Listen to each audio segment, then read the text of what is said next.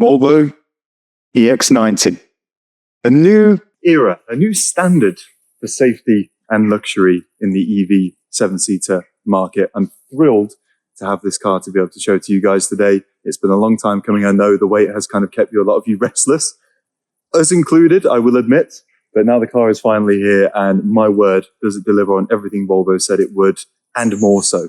So in this video, I'm going to give you an overview, a taster, shall we say. You'll have to experience the car for yourself when you come in to see it, of course. But when it comes to the features, the highlights, you'll hear that all from me. So we're going to start with a walk around the outside, and I'll show you this beautiful vehicle in full. So what's so special about the EX90 then? Because we've heard a few people say, well, isn't it just an XC90 that runs on electric instead of fuel? Couldn't be further from the truth. Now, superficially, of course, this car does have some similarities with the XC90, but it pretty much stops at the fact the car has 4 wheels, 5 doors, and 7 seats. Everything else is new for the EX90. The design has been done from the very ground up on Volvo's new EPA2 platform, designed specifically for electric cars, much like the EX30. So no, this is in no stretch a modified XC90 with a battery under the floor. We start in the front, and as you can see, it features Volvo's new iteration of the Thor hammer headlights. Now you can see here in their resting position, they actually just form the standard Thor's hammer that you'll be very used to on the other range of Volvo cars. But you might have seen in the promotional material, when you activate the headlights, this section comes apart and actually reveals the headlights themselves. It's very cool, and it gives the car a nice uniform look when the headlights are off, reduces the size of the headlight fixture, and that of course improves aerodynamics, as you can see. You've also got your lovely side running lights, so it gives the car a new profile from the front when you're viewing it in the dark, or even just normally during the day. It's in no way easy to mistake this thing for just a normal XC90. Coming around the front, you'll notice that along with the front-facing camera that forms part of the 360-degree camera system, you've also got a new sensor. This forms part of Volvo's new high-tech radar system, which gives the car much better precision when it comes to positioning itself. It's a very intelligent car in terms of the world around it, which we'll explore more of as we go through. You'll notice that the ventilation slats down here are currently closed. And again, that aids with aerodynamics and of course the appearance of the car. You've not got a gaping hole in the bumper, but when required, when ventilation is needed for the battery, these vents will open automatically, much like the Venetian shutters that you might have seen in your Volvo's grille. Very, very clever bit of technology. And of course, you've got your headlight washers, which work as you may expect. So you have got some familiar features along with everything else being pretty much new. Moving down the side, like I explained to you on the EX30, this car has Volvo's lovely aero insert for the alloys. So it gives it a nice flat surface when you're driving along, and that works in tandem with the whole side of the car. So it has less resistance moving through the air as it moves, and also just looks really cool to me, to be honest with you. And of course, it wouldn't be a Volvo if the name wasn't emblazoned with pride on all of the alloys, as you can see there. Moving down the side, this car features the frameless wing mirrors, much like, again, the EX30. But you'll notice that the plinth is a little bit bigger, and that incorporates some new technology. So the first thing is you've got your down-facing camera, again, forms part of the 360-degree camera system. But you'll also notice if you come around the side here, you've actually got a rear-facing camera. So along with just taking information from the side, facing down, it also takes information looking back. So when you see the projection of the car from above, when you activate the camera system, it's a much clearer image because it's not having to distort a wide-angle view of the whole floor here. So moving down the side of the car, you'll also notice that you've got some really unique-looking door handles, taking inspiration from some of the other premium manufacturers, but of course, being Volvo, they've implemented some new utility into these door handles, which is very much a Volvo way of doing things. So you can see here, at the moment, the car is currently sat still, so the doors are accessible, nice and simply like so. When you lock the car, or the car is in motion, these will fold in automatically. So again, when you're in motion, keeps the side of the car nice and flat, reduces air resistance. And then also when you lock the car, it just gives it a nice sleek look, which is always handy. You've also got lights that project down from the underside of the door handles. They're your puddle lights, so you don't accidentally tread in some deep water as you're walking up to the car. Now, when you come to charge your EX90, you'll find it features your standard array of charging options. You've got your Type 2 interface right there, with this car being fully capable of making use of all those lovely CCS or DC fast charging stations you'll find in supermarkets and, of course, at service stations. So charging the car is not a problem at all. Much like other DC fast charging cars, this car will do a full charge in less than half an hour on a rapid charger. So there's no issue, despite it being a larger vehicle with a 111 kilowatt hour battery. You're still talking about charging in less than half an hour if you're stopping off on a long journey. Of course, this car does feature an enhanced range of 375 miles, which again is very, very impressive given the size and capabilities of this vehicle. So any kind of journey you're going to want to do within the span of multiple hours is not going to be a problem with the EX90. And when you do need to stop off and charge, that gives you the option to then recharge yourself, have a walk, get a coffee. I know that after 4 hours in a car, regardless of how comfy it is, I'm desperate to just stretch my legs and get something to eat or get something to drink. So this car absolutely caters to that. Now, moving into the second row of seating, you'll notice that all of these seats are individually divided. They're all on rails, so can be configured to the second and indeed third passenger's requests. You can also maneuver the backrest of the seat to tilt slightly forwards or backwards, and pulling this handle will also allow the seat to completely fold flat. So you can have a massive loading floor that is nice and flat with the transition between the third row seats and the second row seats, which is obviously very handy. You've also got your handle on the back of the seat itself, which allows it to pull forward for access to the third row. So I pull the handle, seat comes forward, and I simply slide it out of the way. But oh no, it appears that I've accidentally left the third row of seats folded down. Not a problem at all. You can see here, you've actually got two buttons on the inside of the pillar, same on the other side as well. And if I press and hold the button, you'll notice that the seat simply folds itself into place. And of course, you can fold the seats down with the same button as well. Now, of course, that's a really useful feature, because the worst thing would be to load up the rear loading section of the boot, realize that you haven't put the rear seats up, and have to open the boot again, press the button, and allow the seats to maneuver into place. And of course, if you've got kids that are using the third row seats, they're probably not going to be standing still whilst you're doing that. So having a button very easily accessible on the inside of the door frame gets away from that issue. Moving around to the passenger side, you can see here the beautiful interior of the EX90. You will have seen a bit from the back, but of course the front is just a work of art in the EX90. Now, first things first, in terms of the materials, the seats are actually made from Volvo's new synthetic leather. They've moved away from using animal products completely in their cars, which I think is a really positive step. They've had an idea and a kind of implementation of their designs now to use what they call the circular economy way of thinking. So rather than each car being produced from new materials, being quite wasteful with the scrapping of old cars as and when they come through, Volvo are designing all of their cars to not only utilize recycled materials, but make it far easier to reuse the materials used in building them when it comes to the end of their life. And of course, with the Volvo, you're talking in the realm of 20 to 30 years, but even then, we're still going to need the materials back at the end. All of the wood is responsibly sourced. It's a really, really nice finish as well, really smooth. And this features Volvo's new backlit interior panels. So you've got lighting on the back of these wood panels that glows when it's dark enough to see them. You might even be able to just about spot them on the other side's door panel. It's a kind of honeycomb structure, and they shine and give the car a nice ambient glow when it's dark enough to warrant them.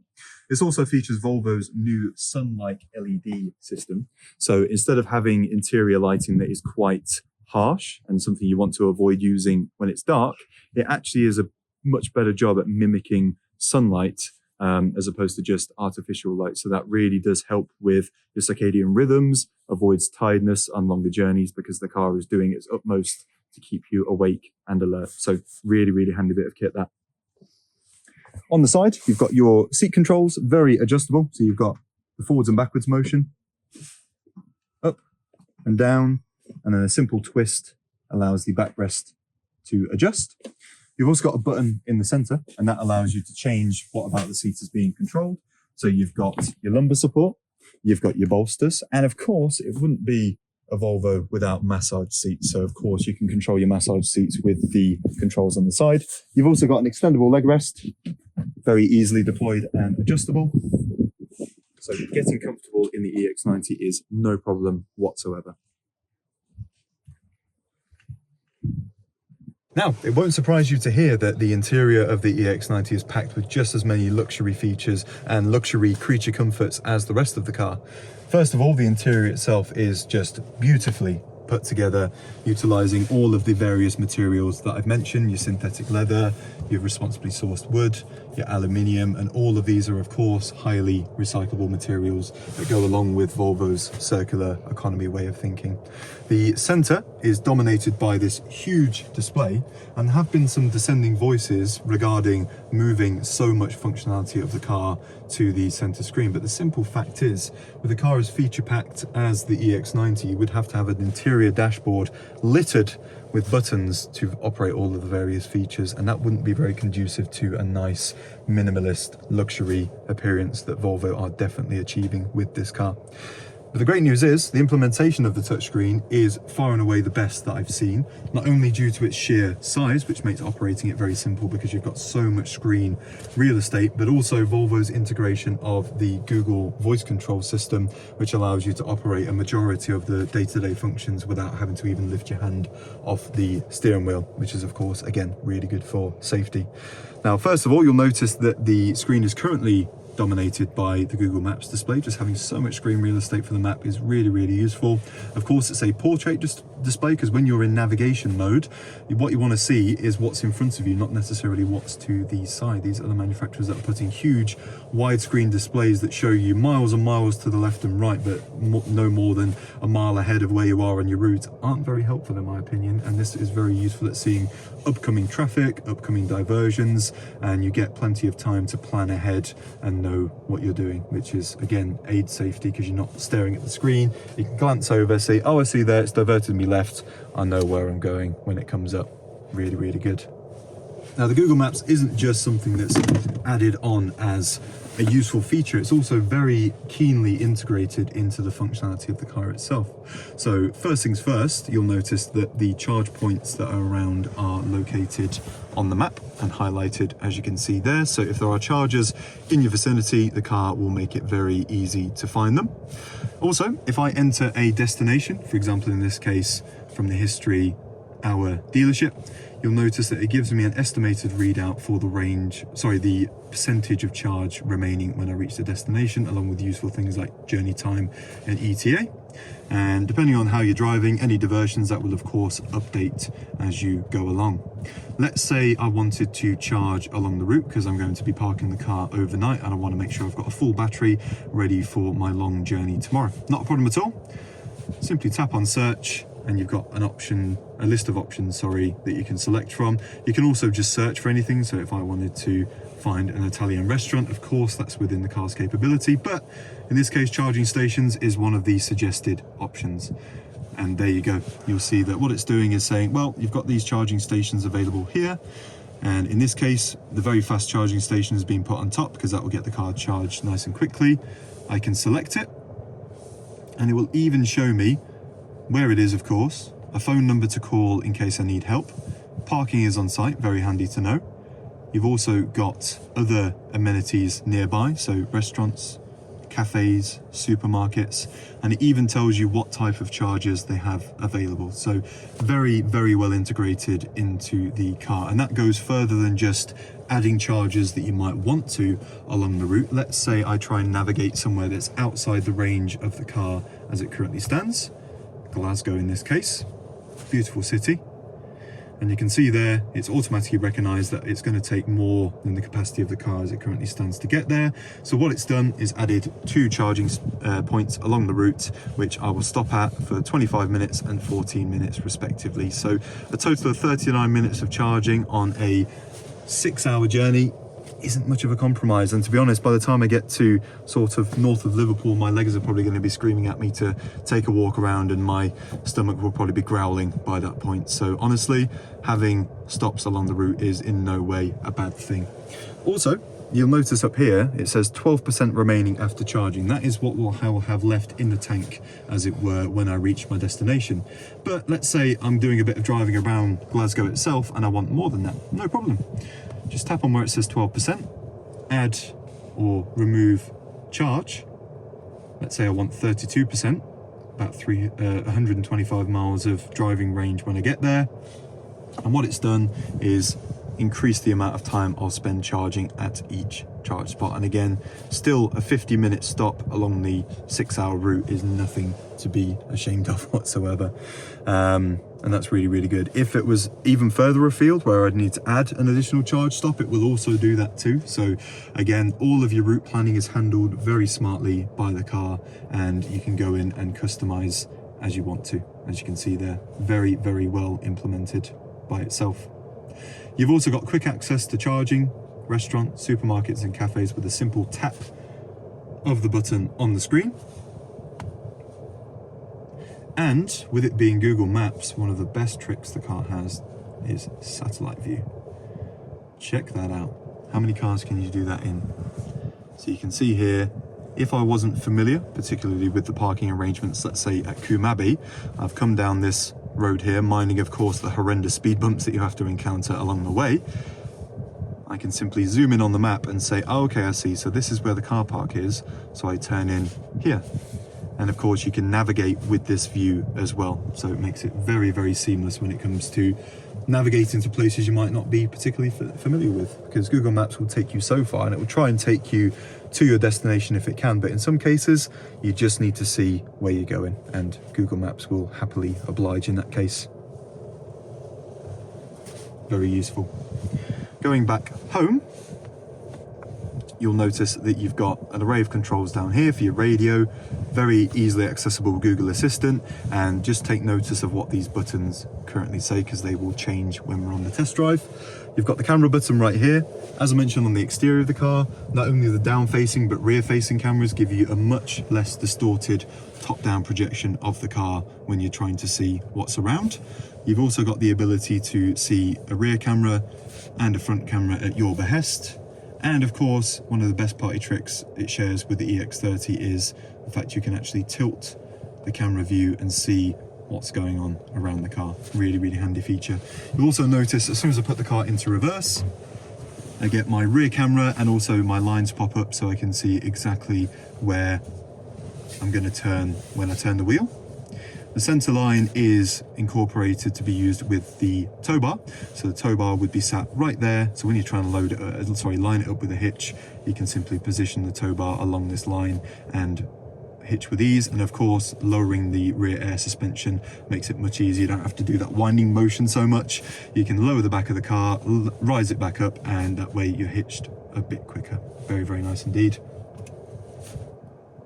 The camera is also accessible in forward motion below 10 miles an hour. So if I wanted to drive forwards just a little bit here, you'll notice that the camera actually stays on. So if I'm navigating quite a tight area, as is this courtyard, it actually makes it much easier to see what's going on around you.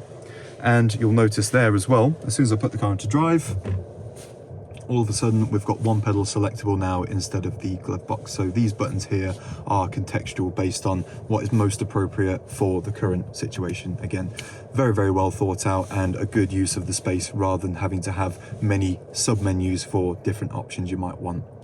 Climate options are very simple. Again, the voice control implemented beautifully here. You would simply press the button and say set temperature to 20, for example. I'll actually do that now. I'm going to do a live demonstration of voice control. Very much a dangerous thing to do, but I'm sure it will work absolutely fine. I'll tap the Google Assistant button, shall we? Set temperature to 20. Sure. Changing the temperature to 20 degrees. Easy peasy. So the voice control is accessible through the center and also nominally through the button on the steering wheel right here. Do remember this car is still pre-release, so there might be a couple of gremlins that they are still yet to work out in terms of certain functions. In terms of your heated seats and steering wheel, all accessible right here, but again, can be done through the voice control very simply. You've also got a cube set of buttons here which allows you to access all of the various functions built into the car. A very useful one that's built in is the range and trip meter, so it will actually tell you what your current consumption is, what your average kind of usage of the battery is, and also what is currently using the most power. So in this case, because the car is stationary, it's not going anywhere, we've got the climate running, that is the only thing currently using power, but as you can see, it's actually using quite a low amount in respect to what it could be potentially. You can also go in and view your trip statistics. Again, very useful to see what's going on when it comes to your day-to-day commute. You can see what your usage has been, much like you might want to review your MPG at the end of a journey with a combustion car. You'll notice that's now added that icon to the bottom of the screen down here. This is, again, a contextual row of buttons, so the things you access most frequently will be lined up right here, ready to go next time you want to use them. So again, really good use of the space. You don't always have to go in here to access something. If you've used it recently, you can get to it right from the bar at the very bottom. You've also got the overview controls right here. Various different adjustments you can make in terms of your wing mirrors, your steering wheel, and of course your head-up display, which is right in front of me in the driver's position. Now, as I mentioned, these are in sub-menus because the idea would be you would set them once, save them to your profile, and the car will remember the next time you get in using your key, or indeed using your phone as a key, that you had your seat set in a certain way, your steering wheel, heads-up display, and other settings, so you don't have to adjust them each time you get in, which is very good. Aside from that, you've got this lovely steering wheel. This car features a new iteration of Volvo's speed-dependent steering, so twisting the wheel is made much easier at lower speeds and also has a bigger effect on the turning circle of the car. And I've had customers actually comment this to me, saying how impressed they were with the turning circle of such a large vehicle as this. And of course, as the speed goes up, you feel the steering get more and more firm, so you have to do more input to get the same amount of steering action. Very useful if you're trying to keep the car in between the lines on a motorway, or if you're trying to drive the car in a performant manner, you get a much better feel of what the steering is doing when it firms itself up. Very, very nice indeed. Automatic lights and wipers as standard, of course, and this really, really nice gauge display directly behind the steering wheel. So if you want to come in here and have a look at that from the view that I've got here, really, really good use of the space. You've got your speedometer, you've got any kind of warning messages, in this case that we haven't got our seatbelts done up, estimated range, current drive mode selected, but you can actually alter this to your preference. So at the moment it's in the map view, and if I had a route selected, I would see my route projected onto the map right there. If I want to change it, I can press that, and that will give me an overview of the car from behind. And when I'm in motion, it will also read the lines and show where I am in the road markings and also other traffic that might be around. And I press it again, and this is what they call the calm display. So all it does is highlight the most pertinent information at any given time, which is the speed limit, your current speed, and your range. Everything else just fades into the background, and as is with the driving experience on this car, the whole world seems to fade away when you're driving the EX90. It's truly a remarkable experience. Even just getting in the car and closing the door, you're just aware of how much isolation the car provides in terms of exterior noise. If I open the door, listen how loud that fountain is in the background. You can hear that very distinctly, but as soon as I close the door, it just disappears. There's literally nothing allowed to compromise the feeling of comfort. It honestly just feels like you're in your own little bubble. Everything else is outside of your way, and the driving experience very much matches up to that, as you'll see. So let's get this car on the road and I'll tell you what it is like to drive. I need to project my voice to be heard inside this cabin.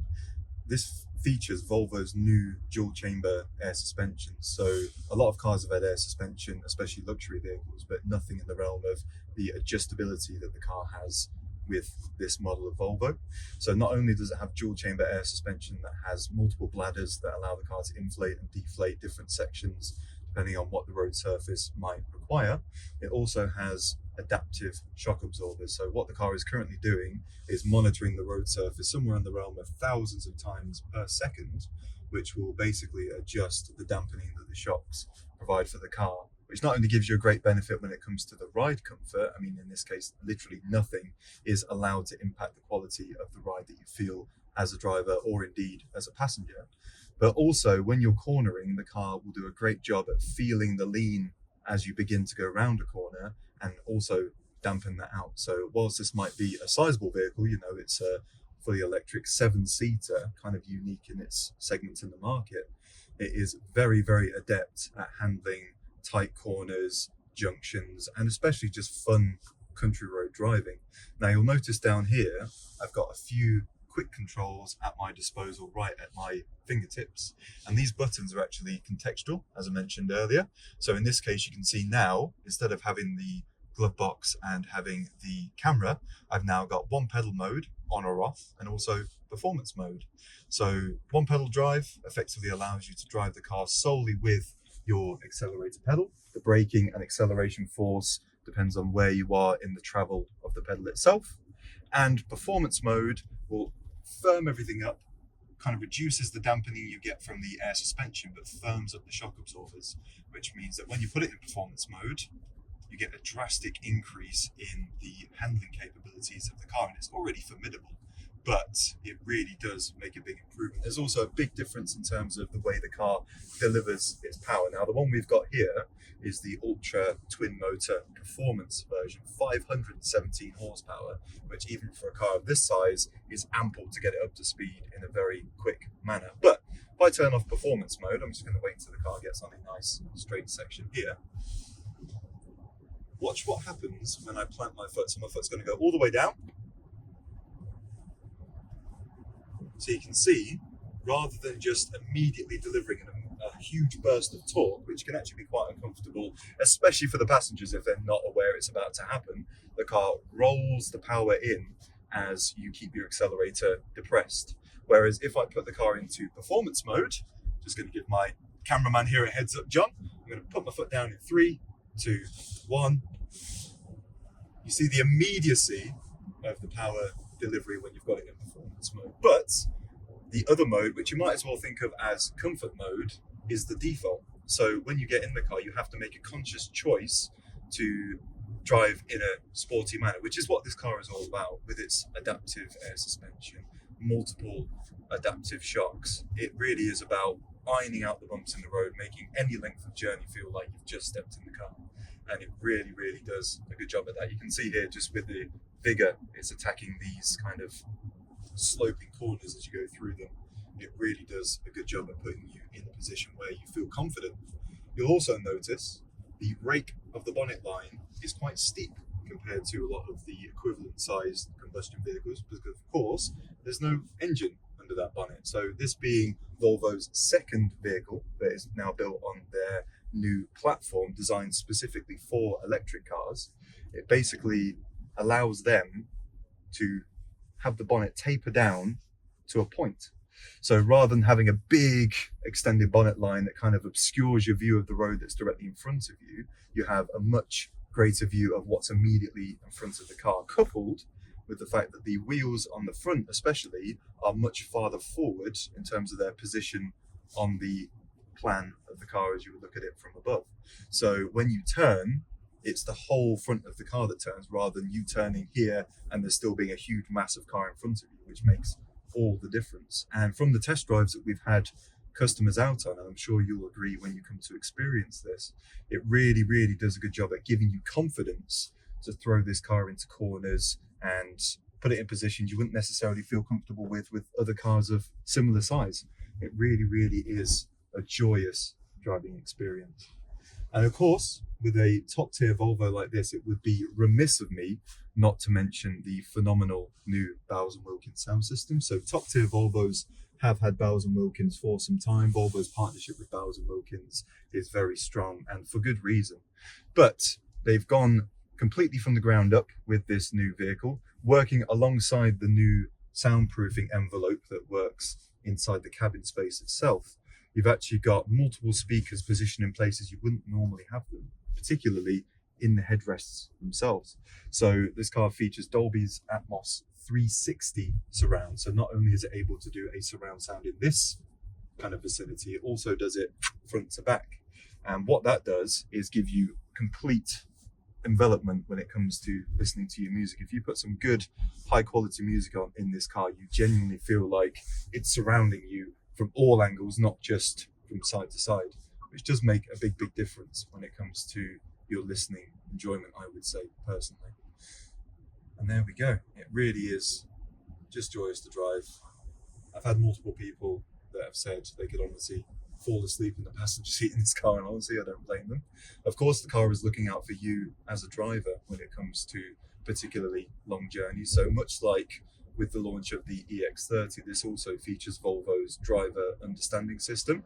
So what that system does is basically monitor your facial geometry. It learns how you look normally, and if you are particularly tired or especially distracted, there are certain areas of the cabin and the wing mirrors that form part of these red zones. And if you spend too much time looking at those as opposed to directly in front, the car will just say, hey, you might want to just kind of pay a bit more attention. And that can particularly happen when you're drowsy. So it's really good that the car is looking out for you in that way.